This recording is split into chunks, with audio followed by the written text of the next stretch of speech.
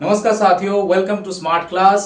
आज के वीडियो वो सबके लिए बहुत इंपॉर्टेंट होने वाले हैं जो ऑलरेडी केवीएस टीयर 1 का एग्जाम क्लियर कर चुके हैं और उसके बाद टीयर 2 का एग्जाम में अपियर कर गए हैं and the last step is only left and that is KVS interview, जो कि एकदम लास्ट कदम, आखिरी कदम माना जाता है। और इस बार का जो कंपटीशन होने वाला है केवीएस का, दैट इज वेरी टफ। और इसी के लिए आज हमने इनवाइट किए हैं टीजीटी हिंदी ऑफ केवीएस, केंद्रीय विद्यालय संगठन में वो काम कर रहे हैं अभी एक टीचर, जिनसे हम सुन लेंगे उनका इंटरव्यू का अनुभव, उनका इंटरव्यू कहाँ हुआ था, कैसे वो क्लियर कर चुके, उनका पूरा जो अनुभव रहा होगा। So that we will be sharing in this video. So this video is going to be very important for you.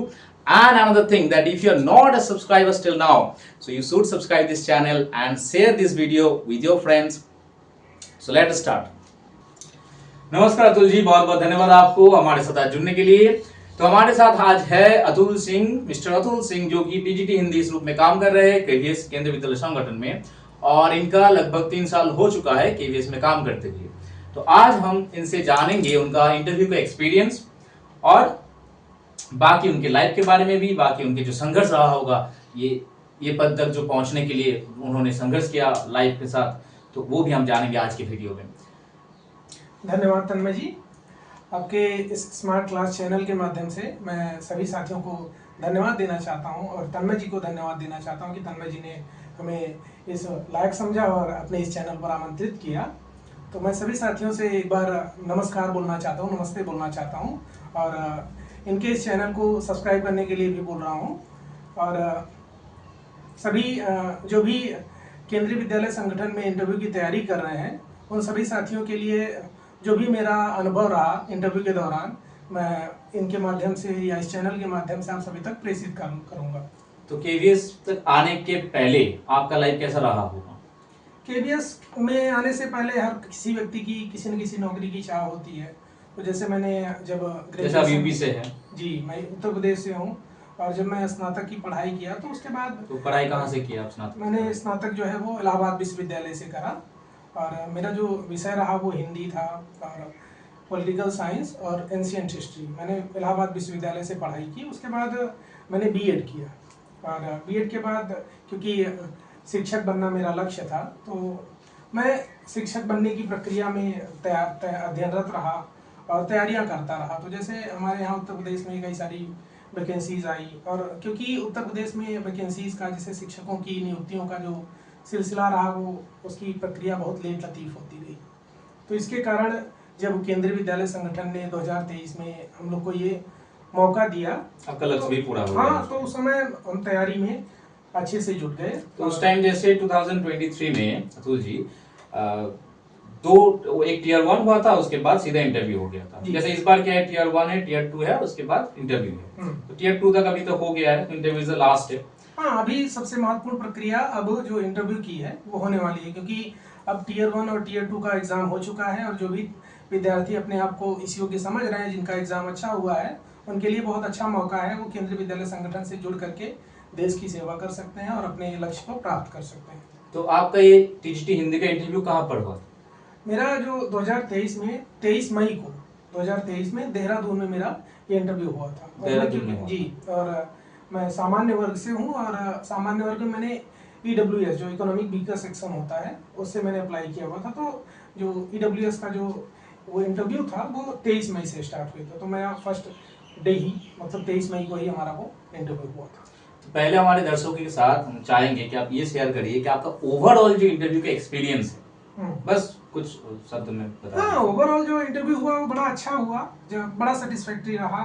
जब मैं पैनल को देखा उस समय, उससे पहले तक थोड़ा बहुत नर्वसनेस होती है, और क्योंकि हमारा ये पहला इंटरव्यू था, पहला प्रयास था, तो अंदर से घबराहट होना तो इसके पहले, जैसा ये आपका पहला इंटरव्यू, इसके पहले आप कभी डेमो या तो कुछ डेमो हम लोग प्रैक्टिस करते थे, जैसे कुछ दोस्त थे तो वो हमसे पूछते थे, कुछ ऐसे वार्तालाप होता था। जैसे मैं एक सामने टेबल पे चेयर पे मैं बैठता था और 2 से 3 दोस्त थे जो साथ में तैयारी करते थे। तो दैट मींस आप ये बोलना चाहेंगे कि जो अभी टीयर 2 के ऑलरेडी एग्जाम दे चुके हैं, वो चाहे तो अपने ग्रुप के माध्यम से भी वो प्रिपेयर कर सकते हैं। हाँ, जो जिनका सब्जेक्ट सेम है या सब्जेक्ट सेम भी नहीं है, तो पर्सनालिटी डेवलपमेंट के लिए उनको ये बहुत फायदा करेगा। और ऐसे में क्योंकि उनकी तैयारी भी हो जाएगी और थोड़ी बहुत उनके अंदर जो झिझक है वो भी खत्म हो जाएगी। तो इसके बाद हम आते हैं नेक्स्ट क्वेश्चन में कि आपका जो इंटरव्यू का पैनल उसमें कितना मेंबर्स? इंटरव्यू के पैनल में हमारे इंटरव्यू के पैनल में 4 मेंबर थे और एक लेडीज थी और एक सब्जेक्ट एक्सपर्ट थे और एक पीजीटी हिंदी थे और साथ में जो प्रोफेसर होते हैं तो देहरादून यूनिवर्सिटी के एक प्रोफेसर थे।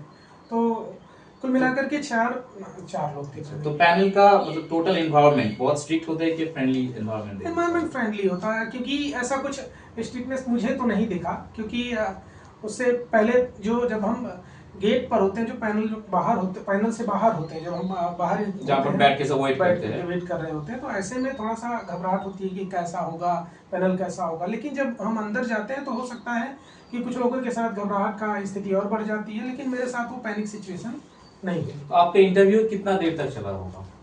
मेरा इंटरव्यू 20 से 22 मिनट चला होगा। 20 से 22 मिनट लगभग। हाँ, मेरे से पहले जिसका इंटरव्यू हुआ था वो उनका हमको लगता है 12 से 13 मिनट। तो पर्सन टू पर्सन ये वैरी करता है। पर्सन टू पर्सन वैरी करता है। तो इंटरव्यू में एक कैंडिडेट को क्या कैरी करना चाहिए? इंटरव्यू रूम क्या चीज कैरी करना चाहिए? उस जो भी आपकी शैक्षणिक उपलब्धियां हैं, जो भी आपने कुछ अन्य चीजें जो कार्यतर गतिविधियां हैं जो भी आपने की हैं, स्पेशल अचीवमेंट्स आपके पास हैं कुछ, तो उसको भी आप ले जा सकते हो। साथ में आपके जो प्रमाण पत्र हैं उसको आप ले जा सकते हैं और वहाँ पर प्रस्तुत करेंगे तो वो एक पॉजिटिव इम्पैक्ट के माध्यम से आप उसको उन तक आप अपनी बात को प्रेषित कर सकते हो केवल सर्टिफिकेट के माध्यम से, डॉक्यूमेंट के माध्यम से। अब हम आते हैं नेक्स्ट क्वेश्चन में कि आपका जो इंटरव्यू रहा उसके पहले जो था वो था टीयर 1। टीयर 1 में आपका एग्जाम का प्रिपरेशन रिजल्ट भी अच्छा होगा? हाँ, टीयर 1 में मैंने क्योंकि बताया मैंने आपको जैसा कि अनरिजर्व जो होता है, अनरिजर्व की कट ऑफ से अगर आप क्लियर क्वालिफाई किए हैं तो ये आपको एक कॉन्फिडेंस देता है और इससे जो आपकी प्रिपरेशन होती है वो आपकी केवल कैटेगरी में नहीं होती है। आप क्या करते हो कि आप जनरल कैटेगरी में फाइट करते हो। तो जैसे कि हम लोग के लिए ईडब्ल्यूएस में हम लोगों ने क्वालिफाई नहीं किया, हम लोगों ने जनरल में क्वालिफाई किया। जैसे उस समय जो कट ऑफ थी 180 मार्क्स टोटल होता था और कट ऑफ जो थी हिंदी की वो थी 143 और मेरे 145। तो लगभग जो रिटन एग्जाम होता है उसमें ही वो डिसाइड हो जाता है, मतलब मैक्सिमम, क्योंकि वेटेज उसका ज्यादा होता है। हाँ, उस समय वेटेज जो था वो 70 और 30 था और इस समय इंटरव्यू का वेटेज जो है वो 15% है। 15% 85 और 15।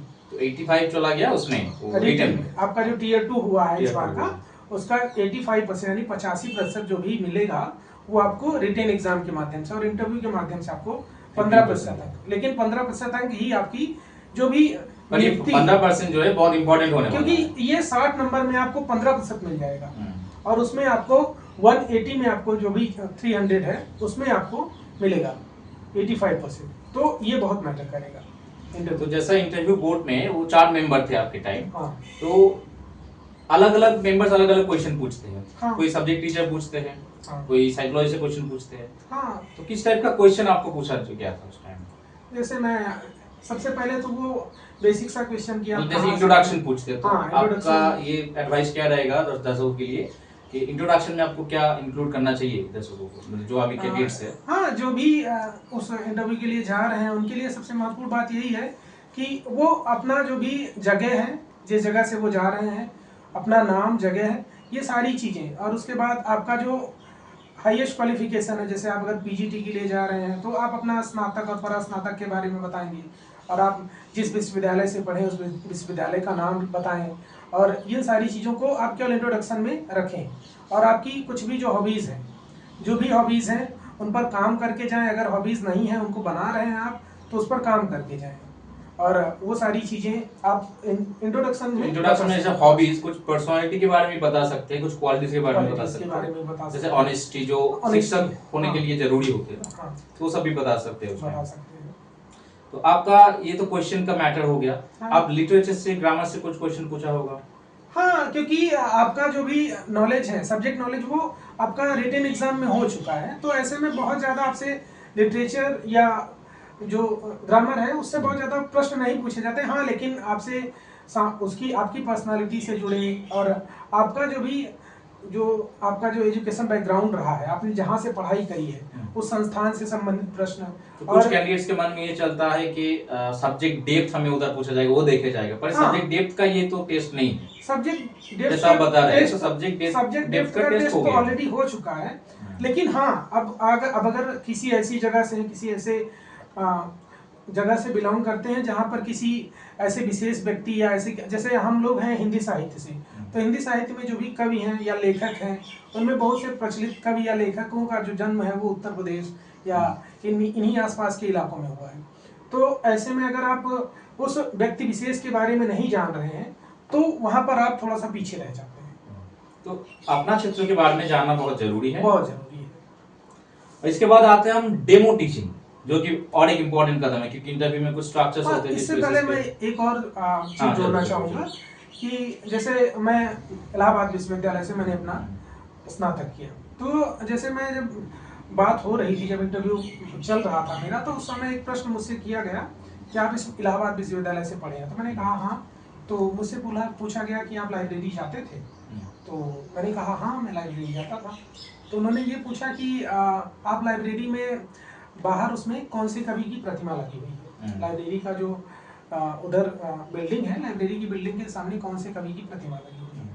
तो क्योंकि मैं वहाँ पर गया था और सौभाग्य से मैंने वहाँ पर उन कवि के साथ में एक फोटो भी खिंचवाई थी। अच्छा, तो ऐसे में मुझे तो ऑब्जर्वेशन पावर आपका बढ़िया है, तो और सलाह आपका यही भी रहेगा कि टीचर का ऑब्जर्वेशन पावर रहना जरूरी है। तो जो कैंडिडेट्स जा रहे हैं इंटरव्यू देने के लिए, उनके लिए ऑब्जर्वेशन पावर होना चाहिए।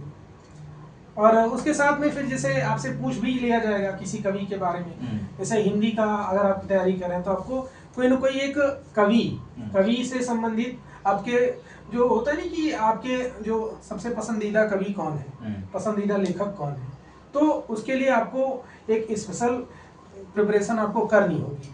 और उनके बारे में अगर बोलने दिया जाए, जैसे मैंने जब बताया कि सूर्यकांत त्रिपाठी निराला जी हैं, तो उन्होंने हमसे पूछा कि निराला की कोई कविता सुनाओ, तो मैंने निराला की एक कविता सुनाई। फिर उसके बाद उसी संबंधित एक और उन्होंने प्रश्न पूछ लिया कि ये जैसे एक उन्होंने 2 लाइन की पंक्तियां बोली थी कि स्वानों को मिलता दूध भात, भूखे बच्चे अपलाते हैं, माँ की छाती से लिपट कर भूखे बच्चे सो जाते हैं। तो कहने का मतलब उन्होंने पूछा ये किसकी पंक्तियां हैं, तो मैंने बोला, मुझे लगा कि शायद ये भी निराला की होंगी क्योंकि निराला की बात हो रही थी, तो मैंने बोला सर शायद निराला की है, लेकिन वो निराला की नहीं थी। तो उन्होंने बोला कि आप 100% श्योर हैं, तो मैंने कहा सर श्योर तो नहीं। तो इधर से हमें एक चीज पता चल जाता है कि मिस्टेक्स हो सकता है इंटरव्यू में, होगा ही, ऐसा तो है नहीं कि आप सर्वज्ञ हैं। तो उस टाइम को कैसे टैकल करना चाहिए, आपका सलाह क्या रहेगा ये कैंडिडेट्स के लिए? एकदम आपको दृढ़ प्रतिज्ञ नहीं हो जाना है कि एकदम सही ही होगा, बस चीजों को आपको आसानी से उसको एक्सेप्ट कर लेना है। जैसे मैंने बोला कि सर शायद, मुझे एकदम श्योर नहीं है, 100% श्योर नहीं हूँ, क्योंकि मैं भी वो पंक्ति मेरे दिमाग में थी और मैं उससे पहले जान भी रहा था, लेकिन उस समय क्योंकि नर्वसनेस या थोड़ी बहुत घबराहट के कारण मैं सोच रहा था कि हो सकता है ये पूछ रहे हैं तो निराला की होगी, क्योंकि बात मैं निराला की ही कर रहा हूँ, तो ऐसे कुछ हो जाता है उसमें। तो जैसा कि हमें पता चला अतुल जी के इंटरव्यू से कि मिस्टेक्स हो सकता है, बट उस टाइम हमें टैकल करना है। तो ये जो एक कला है, हाँ, एक कॉन्फिडेंस के साथ उसको टैकल करना है। जो क्वेश्चन का आंसर नहीं दे सकते उसके लिए हम चाहे तो माफी चाह सकते हैं, और थोड़ा बहुत हम समय ले सकते हैं, समय लेकर के, क्योंकि आपके अंदर अगर घबराहट हो रही है, थोड़ा बहुत नर्वसनेस है, तो आप समय लेकर के उत्तर दीजिए। तो क्योंकि जो कैंडिडेट जा रहे हैं वो टीचर बनने जा रहे हैं, तो उनके अंदर एक ह्यूमिलिटी होनी चाहिए कि अगर वो जान लेंगे, मतलब बाद में जान लेगा, अभी अगर नहीं भी पता है तो बाद में वो जान लेगा। Very good. तो इसके बाद हम आते हैं डेमो टीचिंग के बारे में जानेंगे। तो आपका डेमो टीचिंग आप तो कुछ तैयार करके गए होंगे उधर? हाँ, उस समय क्योंकि 9वीं और 10वीं की जो एनसीईआरटी बुक्स होती हैं, जैसे या फिर 6, 7, 8, 9, 10, क्योंकि जो टीजीटी होता है उसको 6 से 10 तक पढ़ाना होता है। तो मैंने 9वीं और 10वीं के 2-3 चैप्टर तैयार किए हुए थे, और लगभग तैयारी करनी पड़ती है, क्योंकि अगर आप वहाँ पर जा रहे हैं तो तैयारी करके ही पूरा जाना पड़ेगा। तो आपको ये मौका दिया गया था कि आप जो तैयार करके गए थे? नहीं, उन्होंने ही दे दिया एक टॉपिक। उन्होंने कहा कि चलिए अतुल, उन्होंने बोला कि आप छंद पढ़ाइए। अच्छा, तो छंद अतुल जी को दिया गया था छंद का एक टॉपिक, तो वो कैंडिडेट्स खुद चूज कर सकते हैं। हाँ, तो मैंने एक तो तैयार करके जाना पड़ेगा ही। हाँ, तैयार करके जाना पड़ेगा, और हो सकता है कि आपसे पूछ लिया जाए कि आपको यही स्पेशल या विशेष जो टॉपिक है, प्रकरण है, वो पढ़ाना ही पड़ेगा। तो ऐसे में आपको अगर वो टॉपिक नहीं आ रहा है तो उससे बचने के लिए आपको खुद उस समय अपने आप को चेंज करना पड़ेगा। Change जैसे करना पड़ेगा। मुझे छंद आता था लेकिन उसको उतने अच्छे से नहीं पढ़ा सकता था, तो उस समय मैंने अपना थोड़ा बहुत मस्तिष्क का इस्तेमाल किया, प्रयोग किया, तो फिर मैंने उसको चेंज कर लिया अपने वे में, और उसको जैसे मैंने बता दिया कि सर मैं छंद भी पढ़ा दूंगा और मैंने एक खान जी का सवैया है उसको मैं प्रस्तुत कर दूंगा। तो यही उम्मीद करते हैं कि जो इंटरव्यू मेंबर्स है, हाँ। पैनलिस्ट जो है, वो उम्मीद करते हैं कि कैंडिडेट्स के पास प्रेजेंस ऑफ वीट रहे, हाँ, कॉमन सेंस रहे, Common sense। कि एटलीस्ट जो टॉपिक वो तैयार करके जा रहे हैं उसको तुरंत चेंज कर सके। या अपने वे में उसको मोड़ सके। अगर आप 100% उस टॉपिक को नहीं दे पा रहे हो तो जिस टॉपिक को आपने अच्छे से तैयार किया, क्योंकि वहां पर आपका डेमो टीचिंग बहुत मैटर करेगा। 30 मार्क्स आपको डेमो टीचिंग पर मिलने वाले हैं, तो ऐसे में अगर आप उसमें कुछ ना कुछ कमी कर दे रहे हैं तो आप वहां पे पीछे हो जा रहे हैं। तो जैसा कुछ कैंडिडेट जब कुछ टॉपिक तैयार करके जाएंगे तो वो टीएलएम कैरी करना जरूरी है उस टाइम? टीएलएम की कोई आवश्यकता नहीं है। अगर आप टीएलएम ले जा रहे हैं तो अनावश्यक रूप से लेकर के जा रहे हैं, वो उसको ले जाने की कोई आवश्यकता नहीं होती है। वहाँ पर आप कैसे प्रेजेंट कर रहे हैं बिना टीएलएम के, ये मैटर करता है। और जो भी वहाँ पर पैनल होता है, पैनल ही आपका सारे स्टूडेंट्स होते हैं, उन्हीं को आप स्टूडेंट मान करके आपको पढ़ाना। ये भी एक इम्पोर्टेंट बात आप बोल दिए कि जैसे कि क्लासरूम में चीज अलग हो जाता है, क्योंकि उधर बच्चे रहते हैं, टीचर रहते हैं, पर उधर तो बच्चे नहीं रहते, पैनलिस्ट मेंबर्स रहते हैं जो कि टीचर्स ही है। हाँ। तो उनके साथ कैसे डील करें? टीचर्स हैं तो उनको एज ए स्टूडेंट माना जा रहा है, तो आप उनसे क्रॉस क्वेश्चन कर सकते हैं। ऐसा नहीं है कि आप उस समय ये रहे कि तो हमारे हेड है, पैनल हेड है, तो ऐसे हम उनसे कोई क्वेश्चन नहीं पूछेंगे। मतलब उनको स्टूडेंट की तरह ही ट्रीट करना है। उनसे ये भी पूछ सकते हैं समझ में आया कि नहीं, आप बताइए ये वाला प्रश्न। अच्छा। उनसे ये भी पूछा जा सकता है, आप कर सकते हैं। तो ये पॉइंट टू बी नोटेड, क्या उनको स्टूडेंट की तरह ट्रीट करिए, और जैसा टीचर का रोल प्ले कर रहे हैं तो आपको ही टीचर का रोल प्ले करना है डेमो टीचिंग के टाइम। अब आते हैं हम नेक्स्ट क्वेश्चन में अतुल जी, क्योंकि अभी हमारे क्लासरूम टेक्नोलॉजी ओरिएंटेड हो गया है, तो कंप्यूटर नॉलेज कितना मैटर करता है in the interview? Computer knowledge, क्योंकि आज की आवश्यकता ही कंप्यूटर है, तो अगर आज के समय में हम कंप्यूटर से की जानकारी से अवगत नहीं है तो ऐसे में समस्या हमारे लिए और आगे बच्चों के लिए भी बहुत जरूरी चीज है। तो बेसिक चीजें जानना जरूरी है, पूछ सकते हैं। जैसे हमसे तो एक सामान्य सा प्रश्न पूछा गया कि 5G में जी का क्या मतलब होता है। अच्छा। हाँ, तो अगर आपको पता है तो ठीक है, और पूछा गया कि एक्सेल और पावर पॉइंट ये सारी चीज़ें आप जानते हैं कि नहीं जानते हैं, तो इन सब चीज़ों पे आपको, क्योंकि पीपीटीज और अभी तो स्मार्ट बोर्ड सारी चीज़ें आ गई हैं, तो ऐसे में अगर आपको इन सब चीज़ों की सामान्य जानकारी नहीं है तो ये आपके लिए थोड़ा सा माइनस हो सकता है। तो इस पर काम करें और कंप्यूटर संबंधी जो भी जानकारी, तो कंप्यूटर नॉलेज बहुत जरूरी है। अब आता है नेक्स्ट पार्ट जो है क्लासरूम मैनेजमेंट। क्लासरूम मैनेजमेंट से तो क्वेश्चन पूछ सकते हैं, बिकॉज वो टीचर है तो क्लासरूम में जाना होगा उनको, क्योंकि क्लासरूम ऐसा वो एनवायरनमेंट क्रिएट करता है जिसमें एक ही तरह का बच्चा नहीं होगा। वहाँ पर तो बहुत सारे बच्चे हैं, स्लो लर्नर्स हैं, और कुछ को तो एक्स्ट्रा केयर की जरूरत होती है। तो ऐसे में आपके अंदर क्या पेशेंस है, आप कैसे उनसे डील करते हो, ये सारे इस तरह के कुछ न कुछ प्रश्न आपसे पूछे जा सकते हैं। तो इसके लिए आपको, तो इंटरव्यू एक पर्सनालिटी का टेस्ट है और पेशेंस का भी। ड्रेसिंग सेंस अतुल जी, जैसे कि ड्रेसिंग सेंस, क्या ड्रेस पहन के जाना चाहिए कैंडिडेट को इंटरव्यू बोर्ड में? अधिकतर जो भी साथी हैं उनको तो पता ही होगा कि फॉर्मल्स आपको पहनना ही है। वहाँ पर ये आपकी पहली आवश्यकता है कि अगर आप फॉर्मल पहन करके जा रहे हैं तभी आप एक अच्छे शिक्षक के रूप में बन पाएंगे। अगर आप अपनी जो दाढ़ी है वो बड़ी करके रखे हुए हैं, वहाँ पर इस तरह से जा रहे हैं, जीन्स पहन रहे हैं या कैजुअल्स पहन रहे हैं, तो ये तो सीधे से सीधे आप वहाँ पर अपने को रिप्रेजेंट जो कर रहे हैं वो बेकार कर दे रहे हैं। तो इसके लिए आपको फॉर्मल्स पहनने हैं, और प्रॉपर वे में अगर आप आपके जैसे इंटरव्यूज अगर ठंडियों में हो रहे हैं तो आप कोट डाल सकते हैं, टाई लगा सकते हैं। अगर नॉर्मल हो रहा है आपका, गर्मियों में हो रहा है, तो आप एक फॉर्मल शर्ट पैंट और जूता जो अच्छे से आप क्लीन करके वहाँ पर जाएं, आप प्रस्तुत हो। Thank you.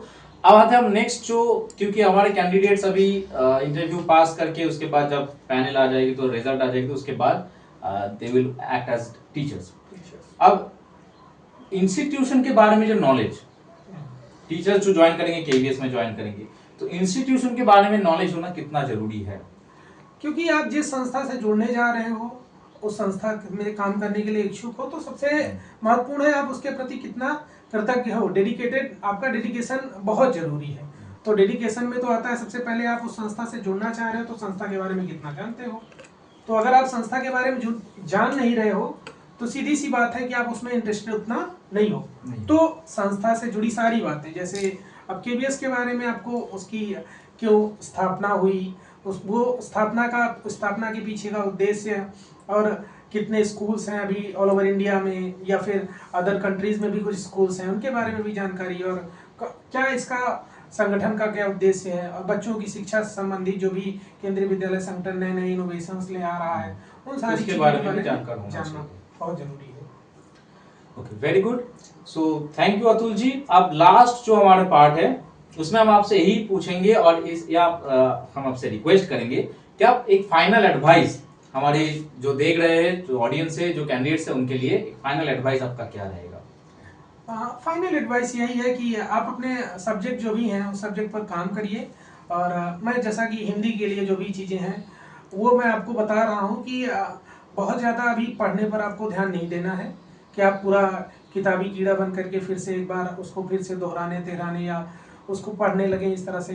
तो ऐसा कुछ करने की कोई आवश्यकता नहीं है। अभी आप अपनी पर्सनालिटी पर काम करिए, और दूसरी सबसे महत्वपूर्ण बात कि आप अपने जो भी जिस जगह से संबंधित है उस जगहों के बारे में, जितने इंस्टीट्यूशंस में आपने पढ़ाई करी है उन सभी जगहों के बारे में, उन सभी से संबंधित बातें, और आप अपने आसपास के कवियों लेखकों के बारे में और उनकी महत्वपूर्ण रचनाओं के बारे में और कुछ कविताओं के बारे में, क्योंकि आपसे पूछा भी जा सकता है अगर आप खुद एक कवि हैं, कुछ कविता लिखते हैं, तो आप अपनी कविता को भी हॉबी में जोड़ सकते हैं या प्रस्तुत कर सकते हैं उनके सामने। और जैसे कि आपको कुछ कविताएं याद होनी चाहिए, किसी ने हर एक कवि की कुछ ना कुछ कविता याद होनी चाहिए। वैसे पूछ लिया जाएगा आपसे कि बताइए किसी एक कवि की कविता, ऐसे में मैं बोलूँगा कि आप ऐसे वे में प्रस्तुत करें उसको जैसे आप गा रहे हैं। उसको पढ़ना और गाना दो अलग अलग चीज़ें होती हैं, तो उसके माध्यम से आप अच्छा कर सकते हैं। और आप सभी के लिए यही है कि निरंतर मेहनत करते रहें और आपको सफलता अवश्य मिलेगी। Thank you. ये है अतुल जी का एडवाइस, और ये हम उम्मीद करेंगे that you will follow the advice of mister Atul Singh. और ऑडियंस, अगर आपका कुछ कमेंट है, आपका कुछ डाउट है, क्वेरी है, तो आप कमेंट बॉक्स में लिख सकते हैं। और अगर आपने अभी भी ये चैनल को सब्सक्राइब नहीं किया है तो जरूर सब्सक्राइब करिए, क्योंकि ऐसा वीडियो और भी आने वाला है। और साथ साथ ये जो वीडियो है ये बाकी लोगों के साथ शेयर भी करिए। तो थैंक यू अतुल जी, बहुत अच्छा लगा आपसे मिलके, और ऑडियंस को भी बहुत अच्छा लगा। धन्यवाद। अगर कुछ क्वेश्चन हमारे ऑडियंस पूछते तो हम आपसे जरूर कांटेक्ट करेंगे। जी जी जरूर, मैं तो इसी के साथ हमेशा उपस्थित हूँ। इसी के साथ आज का वीडियो हम यहीं पर खत्म करते हैं। Thank you for watching smart class.